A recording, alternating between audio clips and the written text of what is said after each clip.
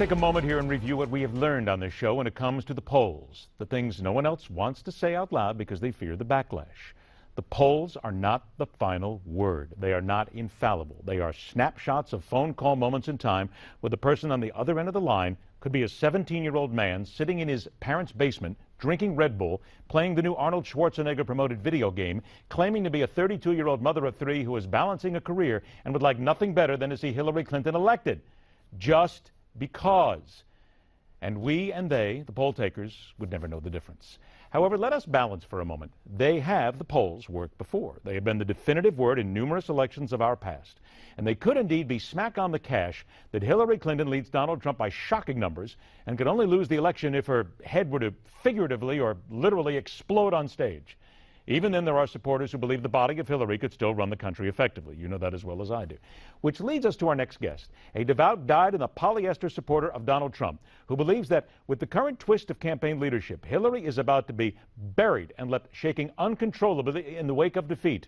Or uncontrollably, if I would have said it right the first time. He is also the former Libertarian vice presidential candidate, columnist for the Las Vegas Review-Journal, and best-selling author whose latest tome fits the attitude of our times, Angry White Male: How the Donald Trump Phenomenon is Changing America and What We All Can Do. Welcome back, Wayne Allyn Root. All right, Wayne, with an introduction like that, boy, are you going to owe me cocktails. Let's get to it. First of all, I want to look at some of the current polling numbers right now before we get into exactly what you're talking about, because the polls are worthwhile talking about. Everybody does right now. If you look, Hillary Clinton, according to Rasmussen, Reuters, and Pew, just the latest, she is keeping her lead. Also, a new Suffolk University poll came out today showing that she leads Donald Trump by 2 percentage points in the swing state of Nevada. Okay, let's put all that to bed. Even the electoral map right now, which claims that Hillary Clinton has massive leads and Donald Trump could not win the election if he tried. Again, polls, they don't mean anything until actual human beings get into the booth, pull the lever, put the pin in the hole, whatever it takes in order to vote for somebody. You, though, believe that even with all this, she can be ahead. But she is absolutely going to lose, and you know why. Tell us.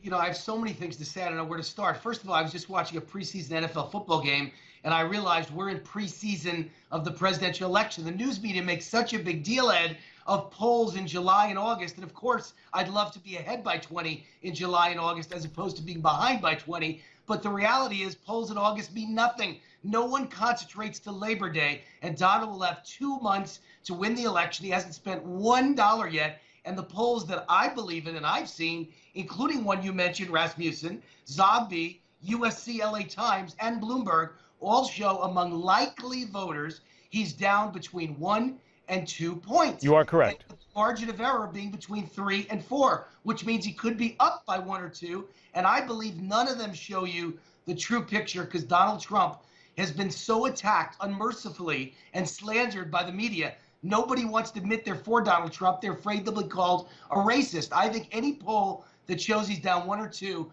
should and could very well indicate he's up by 5 or more. That's where I see it. I just did a TV interview moments ago, NBC TV, here in Las Vegas. Everyone in the newsroom was against me. They all said, Trump guy, get out of here. Then I went and I sat down in the waiting area, and 3 different employees of the newsroom came up to me and whispered in my ear, so nobody would hear them, including a black employee, I'm for Donald. I love you, man. Everyone's whispering they're for Donald. Nobody wants to say it out loud. You're going to see a surprise in November, I promise you. Okay, we're putting it down. We have it on tape. We have it right here. We're going to go ahead, transcribe it, put it on the back of our hands right now so that come November, we're going to come back and we will talk to you. And trust me, you know I will. Let's talk about some of those changes, if you will. The new campaign manager, Kellyanne Conway, told CNN that what she wants to do is let Trump be Trump. Here's how she said it. I think we're going to sharpen the message, and we're going to make sure Donald Trump is comfortable about it being in his own skin, that he doesn't lose that authenticity that you simply can't buy and a pollster can't give you. Voters know if you're comfortable in your own skin, and let him be him in this sense. He wants to deliver a speech, if he wants to go to a rally, if he wants to connect with the crowd in a way that's very spontaneous, that's wonderful, and that's how he got here. All right, Wayne, look out. Here comes that devil's advocate once again that I'm going to go ahead and throw at you on this one.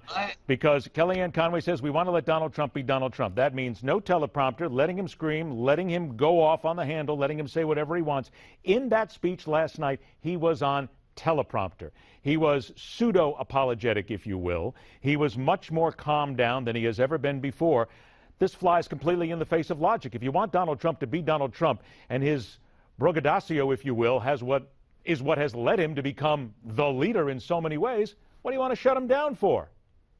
Well, the only answer I can give you is in the last week, which most of which was before Kellyanne or Steve Bannon came on board. In the last week, he's given 3 magnificent speeches, plus the speech yesterday in Charlotte, which I thought was a 10. He gave a great economic address in Detroit. I loved everything he said. Then he gave a great address about foreign affairs and terrorism. Then he gave a fabulous address aimed at Black Americans. And now he gave a 4th address in Charlotte yesterday where he did some apologies, some mea culpas. I thought all 4 were the 4 best speeches of the entire campaign. But it's not Donald Trump, Wayne. That's just it. His people want the screaming, angry, unhappy, in-your-face Donald Trump is what got him the Republican nomination. Why change him if it's worked?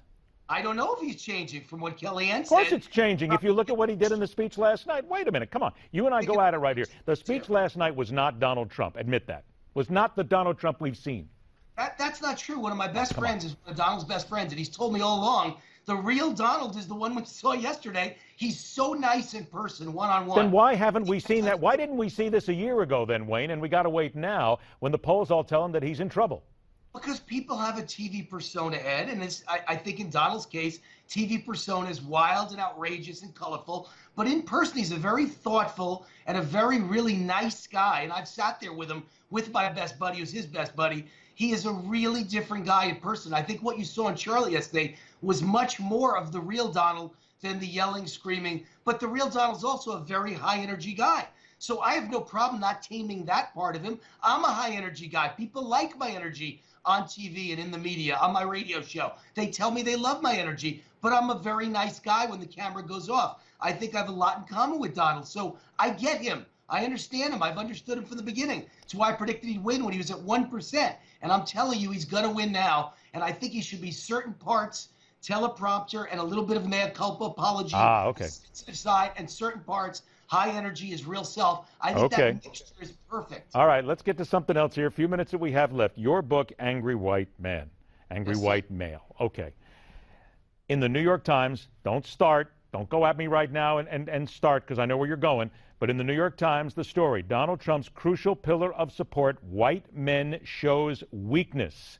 It shows that his weakness is in the fact that he cannot reach even the same levels that Mitt Romney did, and Mitt Romney struggled with a lot of these demographics, if you will. So what is it about the white male, and what is it about these reports that say right now, after what he's done the last few months, there's a lot of white males walking away from Donald Trump? Well, first of all, I think I understand white males because I was born a white male, a middle-class white male on the Bronx borderline in Mount Vernon, New York. And I think my views are very similar to every white male I run into, every middle-class white male. We're getting killed out here.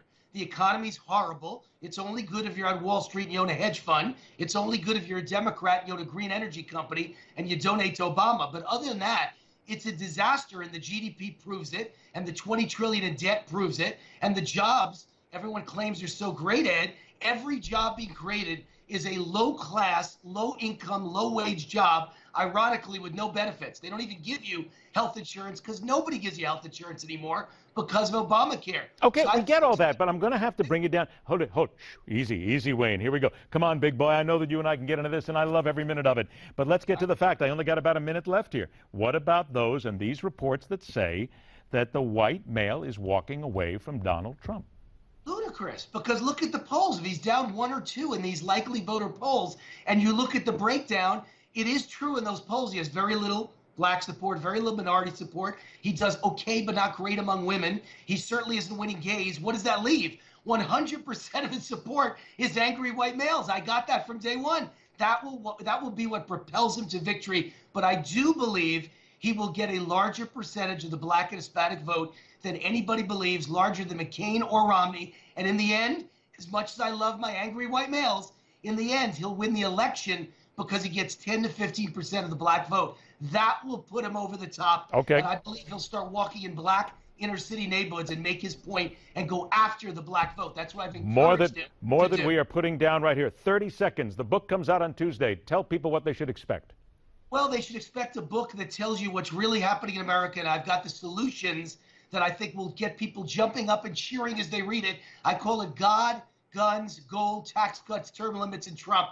That's how you save America. And I think a lot of angry white males and a lot of other people too, including females and blacks and Latinos in the middle class, will be cheering and celebrating someone's finally on their side. I think it's Donald Trump and it's Allyn Root. I have no doubt. Well, I'm kind of, you should say it's Allyn Root and Donald Trump. Come on, we all know marketing. Put your name up there in the billboard, big guy. The book, again, is called Angry White Male, How the Donald Trump Phenomenon is Changing America and What We All Can Do. Allyn Root, always a pleasure, my friend. Thanks so much for joining us. We will talk again. Coming up next, the talk about unity, the talk about lies, and the talk about the optics of Louisiana. That and so much more when we continue right here on The Hardline.